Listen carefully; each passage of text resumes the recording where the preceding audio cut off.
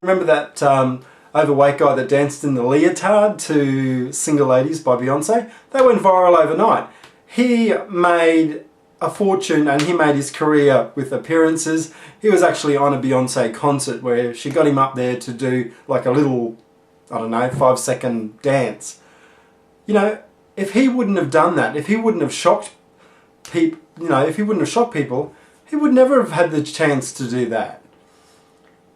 Shock sells. Look, Lady Gaga, she's weird, she's eccentric, she's fascinating, and she went from really nowhere to megastar now, and now everybody wants to be like her. You see just so much stuff all about Lady Gaga, and she shocked people by wearing that fake meat dress. That was the talk. Everyone was talking about it. So I really believe if you really want to make it, alright, sure, hard work and persistence pays off, and sure, that's all well and good, but if you want a quick way to get known, recognised, whatever, then yeah, I've come to the conclusion is that you actually have to shock people. You have to do something that's going to make people stop, take notice and talk about you. Because when you get people talking about you, it spreads like wildfire through communities, through networks, and it really does sell. So getting back to my good old mate Damo, I have to say, I don't love him or hate him. I actually think he's just doing his thing. His market is all about shocking people.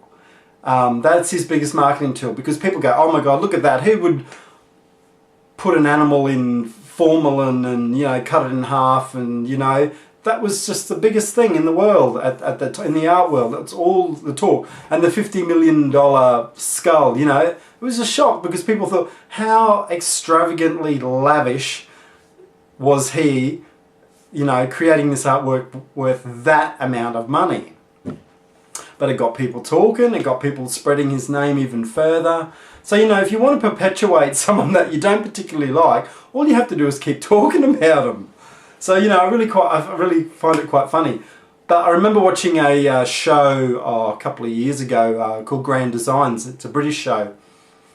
And it was hosted by Kevin MacLeod, and he was actually, he had Damien Hirst and his wife on the show because Damien was building a shaker-styled house, and his wife was converting a boat into a houseboat.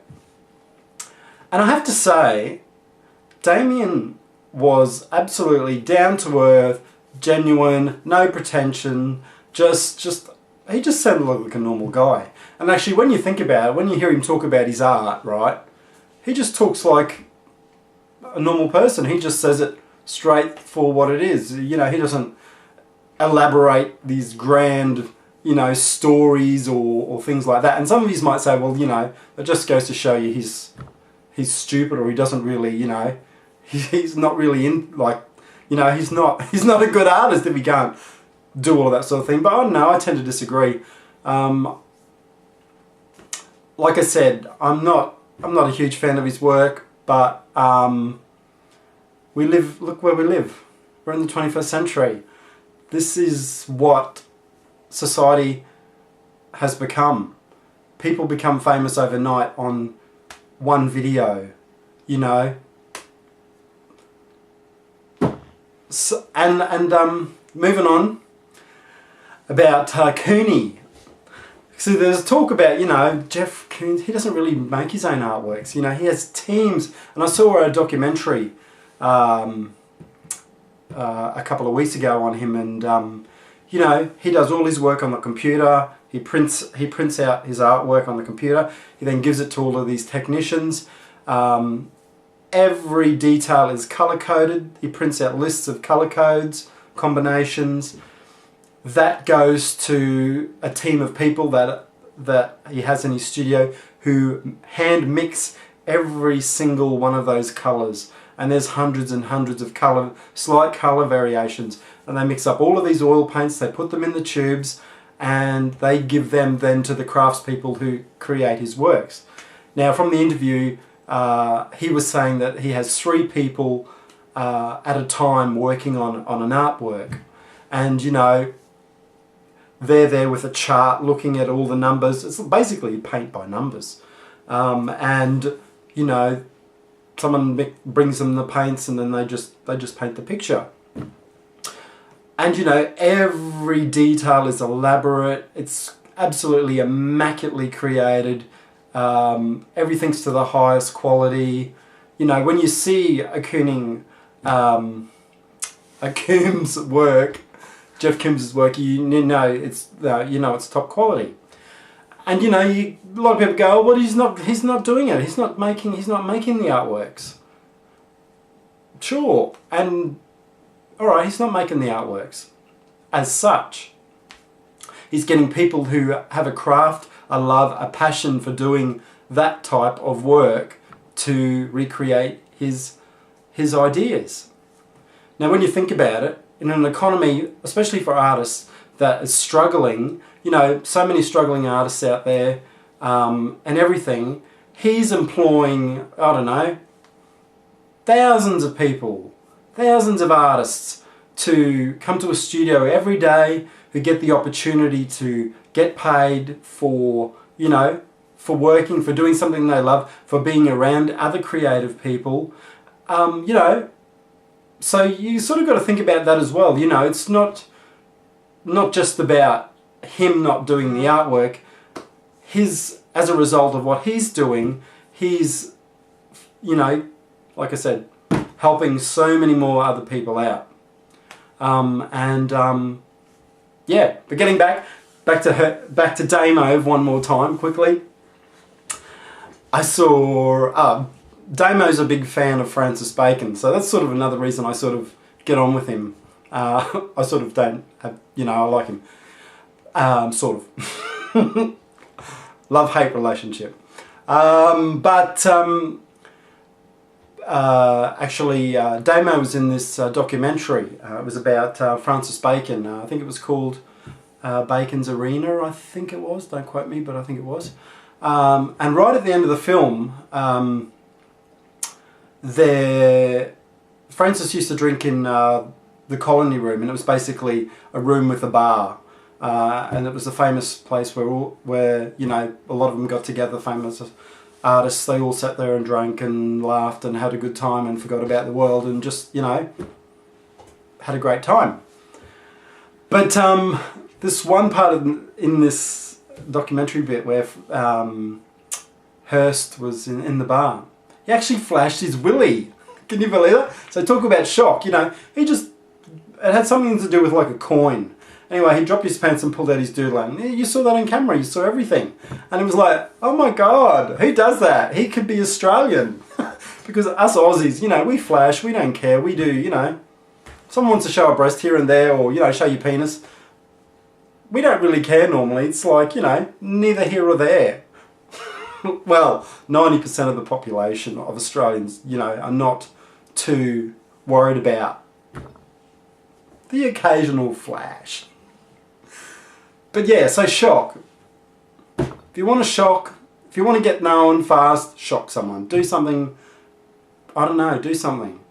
You know, you hear stories about people, just artists, doing crazy stuff to get noticed. And I know in Sydney, quite a lot of artists try to do stuff that shocks to get known.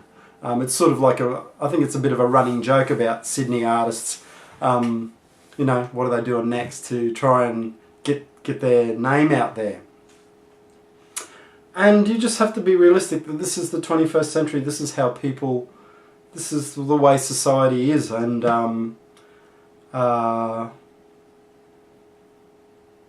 as Francis says, you really do, artists really have to deepen the game now. You really have to come up with new ways, and you really need to, because everything's been done. So, you know, it's really hard for artists to actually to do it. So get out there and shock people. Yeah. Or you could just do the old-fashioned way, hard work, dedication, slogging away for years and years and years and years, and you know what? That's great too. Oh yeah, I forgot to mention. Guess what? I'm famous! Well, no. Not exactly, but it's almost close to being famous. I got front page. My artwork got front page on the cover of the online art magazine Art Trader. Yay! So I'll post the link down in the What's My Jig down below. So you can check out the article. There's an interview with me talking about my art and lots of questions, how I got started, that sort of thing. It's yeah, it's a pretty good. I think it's a pretty good interview article. Yeah, gotta say that, don't I? But yeah, I was so excited when they told me that my my artwork was going on the cover. So yay! Thank you.